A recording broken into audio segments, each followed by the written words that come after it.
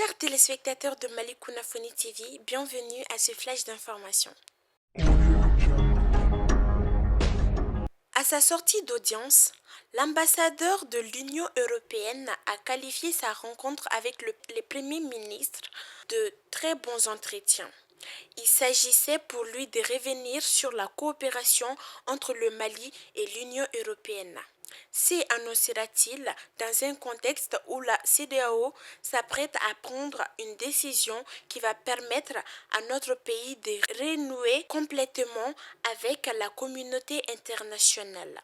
J'ai donc souligné notre disponibilité pour accompagner la transition, a assuré Bart Ouvray, l'ambassadeur de l'Union européenne. Après la désignation et la prestation de serment du président et du vice-président de la transition, la nomination d'un premier ministre civil, la révision de la charte pour clarifier les missions du vice-président, les choses semblent désormais au point mort. C'est là à cause de deux enjeux principaux, la formation du futur gouvernement et la levée des sanctions de la CEDEAO que le peuple malien attend avec impatience. Pendant ces temps, une semaine après sa désignation, le Premier ministre Mokhtar Ouane poursuit les tractations en vue de la formation très prochaine du gouvernement qui aura la lourde tâche de la mise en œuvre de la feuille de route.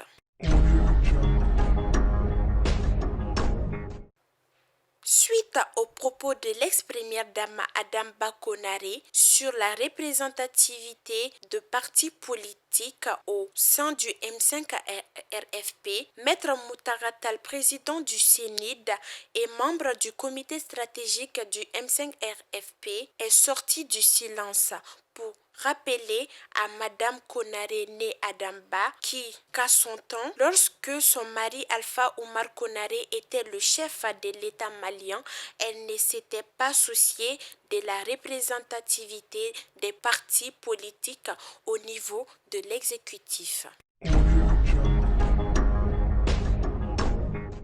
La société civile malienne réunie au sein du groupe de réflexion, d'analyse et d'initiatives novatrices dénommé GRAIN s'est retrouvée en table ronde afin de réfléchir et faire des propositions dans le sens des refontes des textes de la refondation. Monsieur Ousmane Sy, ancien ministre et spécialiste des questions de décentralisation, croit savoir que les différentes crises maliennes sont des crises de gouvernance. Il faudrait, selon lui, respecter les fondements d'un État. De son côté, l'autre ancien ministre Habib Ouane recommande la refonte des textes qui président les élections et au fonctionnement de la société politique. Hors de nos frontières, une semaine après l'arrêt de la Cour constitutionnelle ivoirienne sur la liste des candidats à l'élection présidentielle du 31 octobre prochain, M. Kouadio Konan Bertin dit Kakabé a été investi hier dimanche par ses partisans au Palais des Sports de Treichville. Il faut noter qu'issu du PDCI, le candidat Kouadio Konan Bertin s'élance en tant qu'indépendant à cette élection présidentielle ivoirienne au moment où les autres candidats face au président sortant Alassane Ouattara ont décidé le boycott pur et simple. Ils demandent le retrait de la candidature de Ouattara, la réforme de la commission électorale indépendante, de la Cour constitutionnelle et la révision de la liste électorale. C'est la fin de ce flash d'information qui vous a été présenté par Mademoiselle Djeneba Ismagnari. Merci de l'avoir suivi et restez connectés au programme de Malikouna Phony TV.